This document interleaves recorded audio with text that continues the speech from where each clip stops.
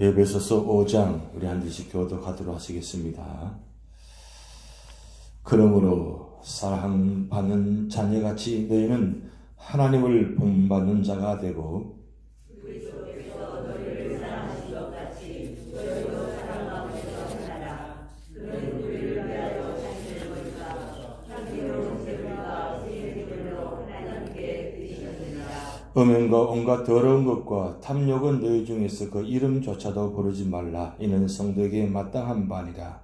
누추함과 어리석은 말이나 회롱의 말이 마땅치 아니하니 오히려 감사하는 말을 하라. 너희도 정녕 이것을 알거니와 음행하는 자나 더러운 자나 탐하는 자 곧 우상 숭배자는 다 그리스도와 하나님의 나라에서 기업을 얻지 못하리니 누구든지 헛된 말로 너희를 속이지 못하게 하라. 이로 말미암아 하나님의 진노가 불순종의 아들들에게 일어나니 그러므로 그들과 함께 하는 자가 되지 말라.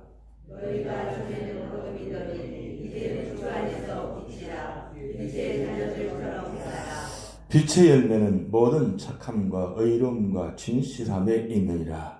주를 기쁘시게 할 것이 무엇인가 시험하여보라. 너희는 열매 없는 어둠의 일에 참여하지 말고 도리어 책망하라. 그들이 분명히 행하는 것들은 말하기도 부러운 것들이라. 그러나 책망을 받는 모든 것은 빛으로 말미암아 드러나나니 드러나는 것마다 빛이니라. 그러므로 이르시기를 참나는 자여 깨어서 죽은 자들 가운데서 일어나라. 그리스도께서 너에게 되시리라 하시느니라. 그런즉 너희가 어떻게 행할지를 자세히 주의하여 지혜 없는 자같이 하지 말고 오직 지혜 있는 자같이 하여 세월을 아끼다. 때가 악하니라. 그러므로 어리석은 자가 되지 말고 오직 주의 뜻이 무엇인가 이해하라.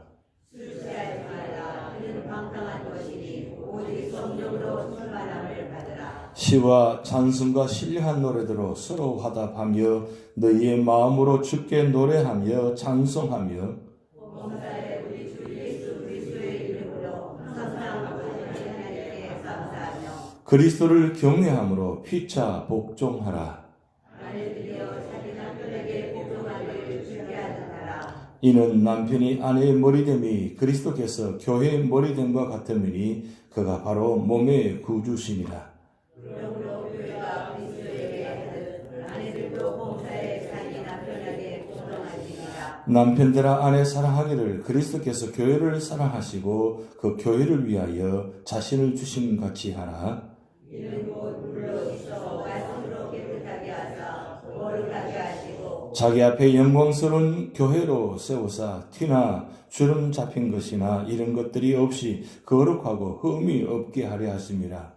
이와 같이 남편들도 자기 아내 사랑하기를 자기 자신과 같이 할지니 자기 아내를 사랑하는 자는 자기를 사랑하는 것이라. 누구든지 언제나 자기 육체를 미워하지 않고 오직 양육하여 보호하기를 그리스도께서 교회에게 함과 같이 하나니 우리는 그 몸의 지체이니라. 그러므로 사람이 부모를 떠나 그의 아내와 합하여 그 둘이 한 육체가 될지니 이 이름이 그다. 나는 그리스도와 교회에 대하여 말하노라. 합독하시겠습니다. 그러나 너희도 각각 자기의 아내 사랑하기를 자신같이 하고 아내도 자기 남편을 존경하라. 아멘. 에베소 5장은 이제 성경 전체의 에베소의 결론의 장입니다. 결론의 장인데 오늘 5장 1절에 아주 중요한 단어가 나오는데 너희는 하나님을 본받는 자가 되라 그렇게 했습니다. 하나님을 본받는다는 말은 하나님처럼 살아라 그 뜻인 것 같습니다. 여러분 하나님 본받는다는 것은 하나님이 우리에게 어떻게 하신가를 기억하라는 말씀이죠. 그러면 하나님께서 우리에게 어떤 일을 하셨습니까? 어떻게 하셨습니까? 어떻게 하고 계십니까? 또 어떻게 하실 것이라고 생각하십니까? 그건 이 성경 전체를 한 절로 요약하자면 바로 요한복음 3장 16절이 하나님 마음이고 하나님 모습이고 하나님의 결론입니다. 요한복음 3장 16절 같이 한번 외워볼까요? 하나님이 세상을 이처럼 사랑하사 독생자를 주셨으니 이는 그를 믿는 자마다 멸망하지 않고 영생을 얻게 하려 하심이라. 아멘. 결론은 요한복음 3장 16절의 결론과 성경 전체의 결론은 한마디로 말하면 사랑입니다. 사랑 누가 말했냐고요? 하나님 말씀하셨습니다. 하나님은 말씀만 하신 것이 아니라 실제 우리에게 사랑은 이렇게 하는 것이라고 보여주셨습니다. 그 사랑의 실체, 사랑의 결론이 바로 예수 그리스도입니다. 그리고 그 예수 그리스도와 뿐만 아니라 성령 하나님을 보내주셔서 그 성령을 통해서 우리가 영원토록 하나님의 사랑이 어떤 것을 기억하게 하시는 것입니다. 그래서 오늘 1절부터 21절까지 세 가지 그리스도인에 대해 하나님의 관계를 지금 말씀하고 있는데, 첫 번째는 오늘 2주 말씀을 통해서 그리스도께서 우리를 사랑하신 것 같이 우리도 사랑 가운데 거하라 그랬어요. 사랑 가운데 거하는 것이 바로 하나님을 본받는 겁니다. 하나님은 언제나 사랑 가운데 거하시는 분입니다. 그리고 사랑으로 다가오시고, 그리고 사랑의 모습을 보여주시고, 그리고 사랑을 실천하시고, 그리고 사랑을 나타내시고, 그 사랑으로 말미암아 모든 결론의 자리가 바로 구원입니다. 우리가 예배드림도, 그리고 우리가 기도함도, 우리가 선교하는 것도, 이 모든 게 다 바로 하나님께서 우리에게 원하시는 모습인데, 결국은 이 모든 자리가 사랑으로 하지 않으면 아무것도 아니라는 거죠. 그래서 고린도전서 13장 사도 바울이 고린도 교회에 사랑장을 기록해서 말씀을 주셨는데, 그 사랑의 실천입니다. 사랑의 기본은 요한 1서에 나와 있습니다. 사도 요한이 사랑은 하나님께서 하신 것이다. 시작의 기원은 바로 하나님이십니다. 그 사랑을 바른 오늘 우리 모두가 다 그 사랑을 실천하는데, 하나님께서 어떻게 그 사랑을 실천하시는가? 그 사랑의 실천이 바로 죽기까지 사랑하셨다는 겁니다. 그래서 요한복음 3장 16절을 갑자기 우리가 외웠지만, 하나님 세상을 이처럼 사랑하사 독생자를 주셨으니 말은 죽이셔서 주셨으니라고 말씀입니다. 근본적인 의미는 죽이셔서 주신 이유가 무엇입니까? 죽일 정도로 사랑하신 이유가 뭡니까? 오늘 저와 여러분을 죽일 정도로 예수님을 죽이셔야만 그 사랑의 결정이 이루어지는 이유가 무엇입니까? 그 죄 때문입니다. 죄가 하나님과의 나와의 관계, 나와 이웃과의 관계를 가로막기 때문에, 그래서 하나님은 우리를 죽이시지 아니하시고 당신의 아들 예수 그리스도를, 독생자 예수 그리스도의 아들을 이 땅에 보내셔서 죽이셔서 십자가에 못 박으신 겁니다. 그래서 사실은 로마 군사들이 예수님을 십자가에 못 박아 죽이신 것이 아니라, 엄밀히 따지면 하나님이 십자가에 못 박게 하시고 죽이신 겁니다. 그런데 오랫동안 고통받게 하지 아니하시고 딱 6시간만 고통받게 하시고 오후 3시에 어린 양이 잡는 그 순간에 모든 율법의 제사를 완성시키시고 단번에 그 문제를 해결하셨다는 거죠. 그 왜 그렇게 하신 거예요? 그만큼 우리를 사랑하신다는 뜻이에요. 그 하나님의 사랑을 우리가 받았으면 우리도 사랑 가운데 가는 거예요. 그러면 하나님이 우리를 그토록 이처럼 죽도록 사랑하셨다면, 우리도 하나님의 사랑 가운데 간다면, 우리도 하나님의 본받는 자가 되려면 어떻게 하셔야 되느냐? 죽도록 사랑하셔야 된다. 죽도록 사랑한다는 게 말이 얼마나 힘듭니까? 얼마나 힘들어요. 죽도록 사랑한다. 세상에서 우리가 죽도록 사랑한다 하죠. 그게 진짜 죽도록 사랑한다는 말은, 사실 물론 그런 마음이 있지만 사실 죽기까지, 그 사람을 위해서 내가 죽기까지 사랑한다는 것은 참 쉽지 않습니다. 말로 끝날 수도 있죠, 사실은. 그런데 왜 우리가 그 하나님 본받는 자가 되어서 그토록 죽도록 사랑해야 되느냐? 결국 하나님 우리를 통해서 구원의 자리에 나타나시기 위함입니다. 하나님은 예수를 보내셔서 온 세상을 다 구원하셨습니다. 1차적 구원의 완성이 되어졌습니다. 그럼 2차적인 구원의 완성을 누가 해야 되느냐? 오늘 우리가 해야 된다는 거예요. 이제는 너희가 하는 거예요. 늘 우리는 예수님만 죽도록 사랑하고 예수님만 죽기까지 사랑하고 예수님만 사랑하면 된다 그래요. 그럼 우리는 뭐예요? 예수님은 죽도록 사랑하셨는데 우리가 죽도록 사랑하지 않으면 구원의 완성이 될 수 없다는 겁니다. 이 세상에 우리만 나타나잖아요. 예수님은 천국 가셨습니다. 안 계세요. 대신 성령을 보내셔서 우리에게 죽기까지 사랑하도록 도와주시는 거죠. 그렇기 때문에 결국 내 힘으로는 죽을 수 없다는 겁니다. 내 힘으로 죽을 수가 절대 없어요. 죽는다 말하니까 갑자기 아침부터 죽기 싫은데 죽는다 말하니까 사람이 누구든지 죽고 싶은 마음이 누가 있겠어요? 죽지 않으려고 우리가 몸부림치잖아요. 그렇게 오래 살았어도 죽기 싫은 것이 우리 인간의 마음입니다. 그런데 왜 죽으라고 하는 거예요? 죽어야만 그게 구원의 자리가 되기 때문입니다. 그러면 죽는다는 것은 무엇일까요?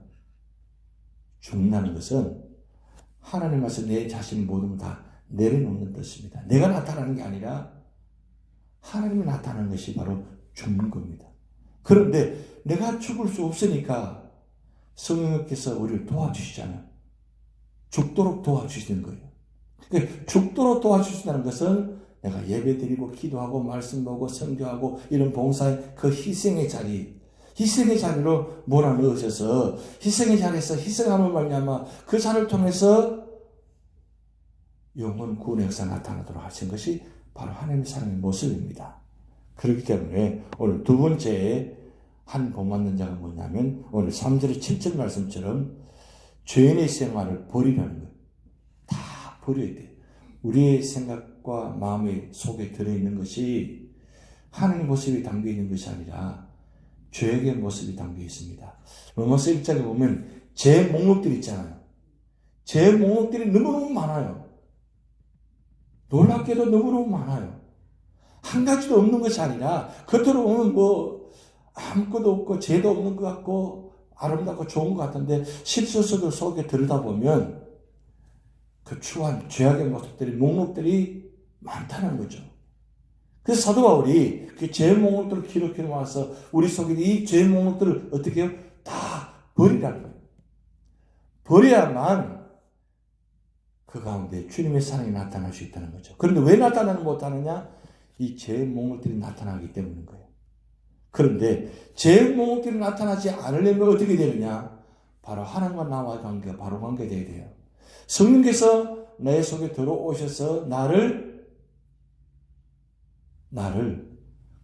감동시켜 주셔서 내가 조금은 말을 그리고 행동 이런 모습들이 나타나지 않도록 도와주셔야 돼요. 도와주셔야 내가 그런 모습이 나타나지 않는 거죠. 여러분 욥기의 말씀 보면 욥이 대단한 것은 바로 그겁니다. 욥이 다 무너졌잖아요. 다 무너진 상황 가운데도 하나님을 원망하지 않았다 그랬어요. 근데 그 욥이 하나님이 원망하지 않으려고 입술을 얼마나 머금고 깨물었는지 그의 입술 속에 혹시 나도 모르게 부지불식간에 하나님을 원망하고 저주할 수 있으니까 그렇게 하려고 예배의 자리를 지켰다는 거예요. 예배. 왜 그렇게 하느냐? 그렇게 해서라도 내 속에 있는 죄의 모습을 드러나지 않으려고. 여러분 욥은 동방의 의인이라고 하나님께서 인정한 사람입니다. 얼마나 하나님께서 인정하셨으면 사탄 보고 한번 건드려 보라고. 2번이나 그렇게 했어요. 2번이나 그렇게 함에도 불구하고 그 시험과 유혹에서 이겨냈다는 거예요. 그런데 욥도 스스로 이긴 것이 아니라 성령 하나님이 도와주셨기 때문에 이겨내신 거예요. 욥도 그렇게 대단한 의인인데 욥이 이길 수 있었던 것은 성령께서 도와주셨기 때문에 이겨내신 겁니다. 오늘도 우리 삶의 자리에 성령께서 도와주시지 않으면 아마도 아니 뭐 어떻게 저럴 수가 있지? 전혀 다른 모습이 나타나요. 여러분 보셨잖아요. 체험하셨잖아요. 그렇게 오랫동안 같이 함께 있는 사람이 그 돌변하는 모습, 전혀 다른 모습 나타나는 모습. 그리고 아니 사람 모습 어떻게 저렇게 모습이 나타날 수 있지? 보잖아요. 그게 사람 속엔 죄의 모습입니다. 그런데 성령께서 나를 도와주시면 나는 버릴 수 없지만 성령이 도와주시면 버릴 수 있다는 거예요. 성령의 능력으로 버릴 수 있다는 거예요. 그래서 성령이 오늘도 도와주시옵소서. 나는 할 수 없지만, 나는 이겨낼 수 없지만 성령께서 도와주셔서 나를 인도하여 달라고 기도하는 이유가 바로 거기 있는 겁니다.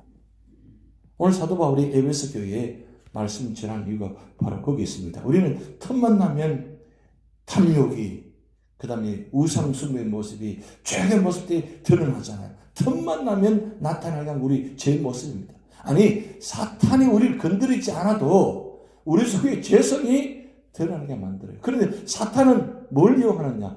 우리 속에 있는 죄성을 가지고 이용하는 거예요.